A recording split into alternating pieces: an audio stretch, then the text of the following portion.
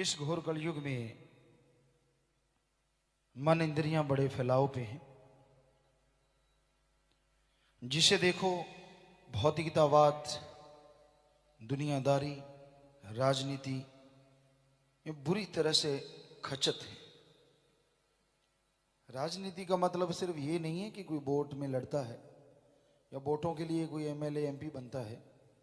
राजनीति का मतलब हर बात पे जोड़ तोड़ चलती रहती है। दो बेटे हैं किसी बाप के और उनका आपस में मोहब्बत है, तो पड़ोसियों को आग लगी रहती है कि आपस में लड़ते क्यों नहीं, इनका घर बर्बाद होता क्यों नहीं। कोई सुख शांति से रोटी खाता है तो लोग उसके लिए तिगड़म लड़ाते हैं, यार ये परेशान कैसे होगा, ये दुखी कैसे होगा। तो ऐसे घोर कलयुग में यह चहु और बुराई का बोलबाला है। मतलब परस्त लोग, ईर्ष्या नफरत में जलते लोग, तभी मालिक से ओढ़ निभेगी अगर जीव सत्संग सुन के अमल करता रहे। वरना मन और मनमती लोगों का टोला चहु और घूमता रहता है कि इंसान को मालिक से दूर किया जाए। जोड़ने वाले जो हैं उनकी तो कुलें मालिक से जुड़ती रहती हैं और तोड़ने वालों का हशर बेहद बुरा इस जहां में और अगले जहान में हुआ है और होता रहना है। तो मालिक से ओढ़ निभाना कोई मुश्किल तो नहीं है, असंभव तो नहीं है, पर आदमी अगर सुमरण नहीं करता, तन मन धन से परमार्थ नहीं करता, दीन दुखियों की मदद नहीं करता और दृढ़ विश्वासी नहीं है, तो ओढ़ निभाना बड़ा मुश्किल है। दृढ़ विश्वास आता है जब आदमी सुमरन का पक्का हो जाए। वैसे भी दृढ़ विश्वास आ जाता है, अपने अपनी श्रेणियां होती हैं इंसानों की। पर अगर सुमरन करो, घंटा सुबह घंटा शाम अल्लाह वाहिगुरु राम को याद करते रहो, यकीनन उस मालिक पे आपको दृढ़ विश्वास आएगा। तो फिर कोई मालिक रूप धारण करके काल महाकाल आ भी जाए तो भी टस से मस जीव को नहीं कर सकता। आदमी की तो बिसात क्या है, काल महाकाल भी उसको टस से मस नहीं कर सकता। और जिनका ऐसा दृढ़ विश्वास होता है, ऐसा दृढ़ यकीन होता है, तो मालिक बारे न्यारे कर देते हैं। ना अंदर कमी रहती है ना बाहर कमी रहती। उस परम पिता परमात्मा अल्लाह राम मालिक के लिए क्या बड़ी चीज है, जिसने सारी सृष्टि को बनाया है, इसमें तरह तरह की नियामतें बना दी, ऐसी ऐसी नियामतें और जिनका अगर वर्णन करें तो कहने सुनने से परे है। क्या ड्राई फ्रूट जिसे आप कहते हैं, मेवे फ्रूट है, क्या नहीं बनाया इंसान के लिए। अब काजू वगैरह है, उसको कोई खा ही नहीं सकता, इतना जहरीला होता है, और आदमी ही उसे प्रोसेसिंग करके उसी तरीके से अपने लायक बना लेता है और उसमें बड़ी ताकत है, बड़ी शक्ति है। तो मालिक ने तो बहुत नियामतें रखी हैं, बड़ा कुछ बनाया है, पर बेपरवाह जी ने भजन में लिखा कि तू गंदगी खाई तो मैं क्या करूं। कि भाई तू गंदगी पे उतरा हुआ है, बुरी बुरी चीजें खाना, गरम मसाले, मिर्ची, ये सारी चीजें मालिक से दूर करने वाली तो नहीं है, लेकिन सुमरण से दूर करने वाली जरूर है। कि आप बहुत ज्यादा तेज गरम मसाले, मिर्ची वगैरह और जितने भी ऐसा खाना खाते हैं तो सुमरण में मन नहीं लगता, बल्कि काम वासना, बुरे बुरे ख्याल, बुरी तरफ मन ज्यादा जाता है।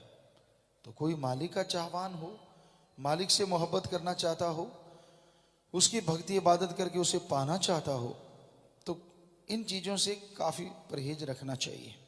सात्विक भोजन जिसमें नाम मात्र मिर्ची अगर और थोड़ा नमक, गरम मसाले वगैरह या गरम चीजें तो उनमें हो ही ना, तो वो बना के खाए। ये हो नहीं सकता आदमी को अच्छा ना लगे, लेकिन आदमी की फितरत है, वो मानता नहीं, मर्जी करता है।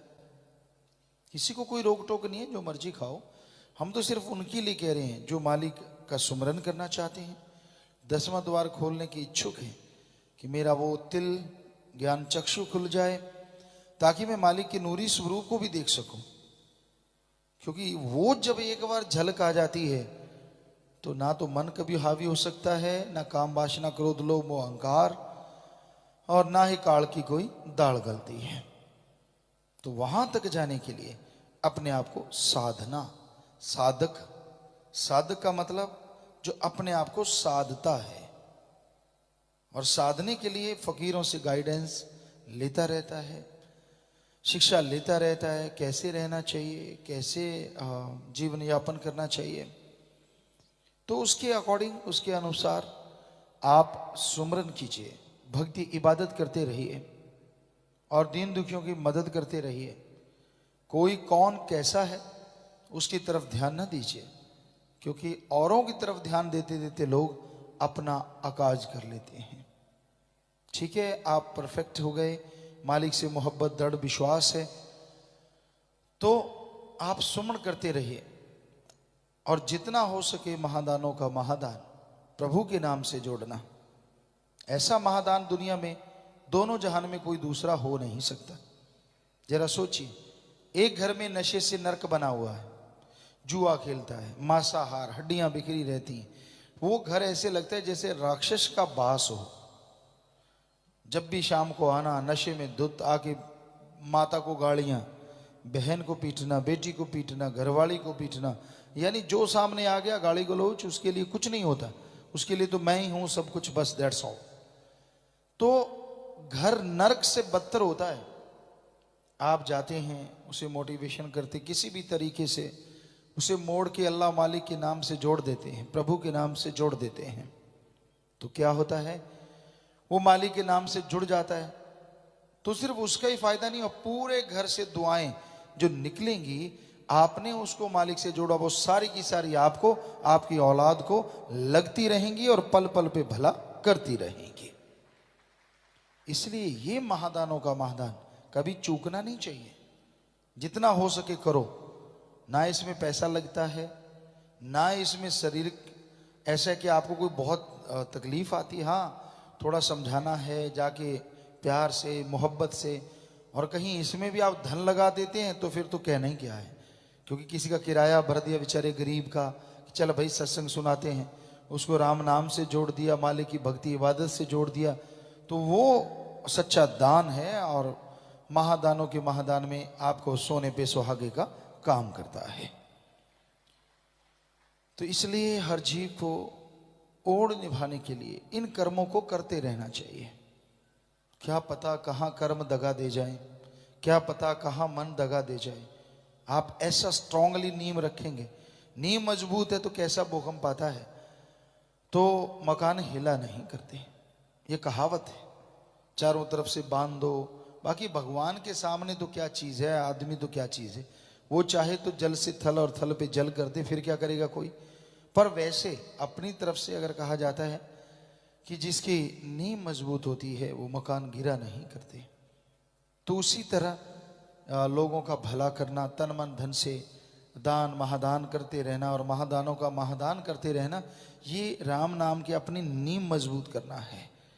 कभी भी आदमी डगमगाता नहीं, मालिक के प्यार मोहब्बत में आगे बढ़ता है, और दोनों जहां की खुशियां जो हर पल उसका इंतजार करती रहती हैं, उनको पाने का हकदार बनता चला जाता है। तो भाई, अगर ओढ़ निभानी है इस कलयुग में, हाथ पे हाथ धर के भी निभा सकते हो, लेकिन मजा तब है एक चिराग की तरह, एक मसाल की तरह, एक लाइट की तरह जिंदगी को जियो, जिसकी रोशनी में पता नहीं कितने लोग चलें और आपका नाम दोनों जहान में अमर हो जाए। वो तमाम खुशियां मिलें जिसकी आपने कभी कल्पना भी नहीं की होती, जो आपके भाग्य में नहीं है, जो नसीबों में भी नहीं है, वो भी भगवान आपको खुशियां बख्श देता है जी। एक मुरीद को अपने सदगुरु पे दृढ़ यकीन होना चाहिए।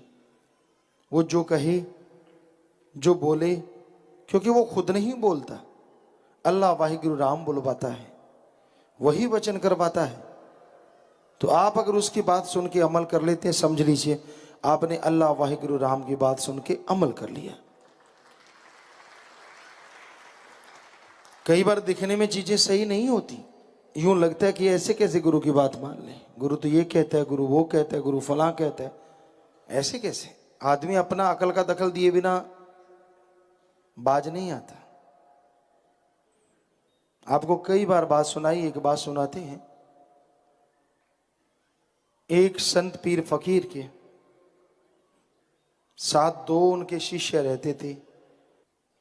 समय आया गुरुगद्दी देने का, तो गुरु ने कहा साथ संगत को, भाई हमने गुरुगद्दी बख्शनी है, किसको दें? साथ संगत ने एक बार तो कहा नहीं जी। कहने के नहीं, वो तो हमने तय कर लिया है, आप बताइए हम किसको दें।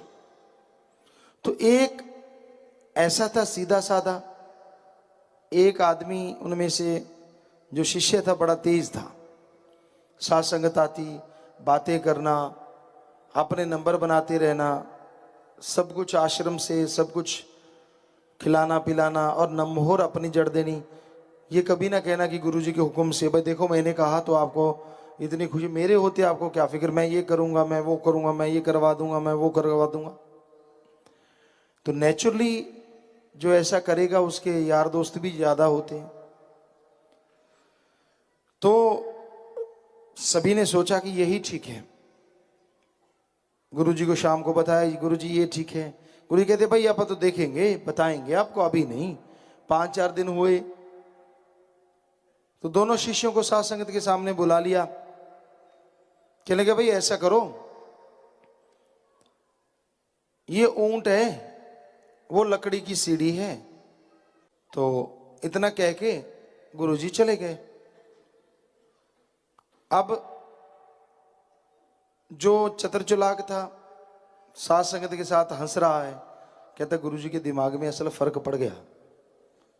कहते मैं काफी दिनों से नोट कर रहा हूं, अजीबोगरीब हुक्म दे देते हैं। साथ संगत भी कहती हाँ, कुछ चमचे, सारे नहीं ऐसे होते, ऐसे चमचों के चंद चमचे होते हैं जो उनके बिना जीना पसंद नहीं करते। तो वो कहने लगे भाई बात तो तेरी सच्ची है, ये भी कोई बात है। कहने लगा देखो, कभी लकड़ी की सीढ़ियों के द्वारा तो छोड़ो, पक्की सीढ़ियां हो तो भी ऊंट 15 फुट के कमरे पे कैसे चढ़ेगा, और लकड़ी की सीढ़ियों से ये तो कल्पना भी नहीं कर सकते। तो वो कहते हाँ तू सही है, बैठ गया हंस रहा है।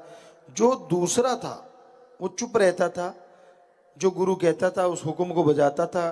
कोई यारी दोस्ती नहीं, अपने सतगुरु राम के साथ ही यारी, उसी से दोस्ती, वही महबूब वही महबूबा, सब कुछ उसी के साथ।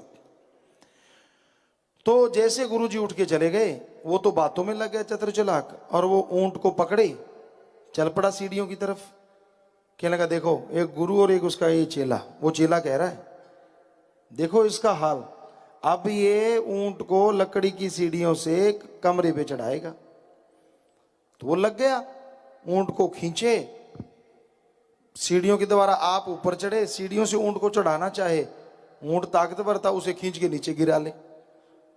तो लगा रहा जी, ऊंट का भी बुरा हाल हो गया। भी ये आदमी है क्या, था पावरफुल, ताकतवर, भक्ति की शक्ति, ऊंट भाग भी ना सके। वो फिर खींचे, सीढ़ियों के पास ले आए ऊपर। अब ऊंट ऊपर कैसे चढ़े आप सब जानते हैं। वो तालियां मारे बैठा, साथ संगत हंसे, उसके साथ लग के देखो पागल देख लो, गधा फलाना धिंकड़, यार दोस्तों में चमचों में बातें बूतें करके। तो शाम की मजलिस हुई, तो आ खड़ा हुआ अच्छे कपड़े पहन के, भी मेरे को कहेंगे, साथ संगत के आगे जाके बैठ गया। तो गुरुजी कहते हाँ भाई साथ संगत जी कैसे हो, ठीक हो? कहते हाँ जी। सामने बैठा देखे, कहते क्यों भाई तूने ऊंट को कोठे पे चढ़ा दिया? तो खड़ा हो गया, अपने गुरु को मत देने लगा। कहता गुरु जी कभी ऊंट भी लकड़ी की सीढ़ियों से छत पे चढ़ा करते हैं? गुरु जी कहते हो भाई हमें तो पता ही नहीं था, बैठ जा। कहता मैं नहीं गया, साथ संगत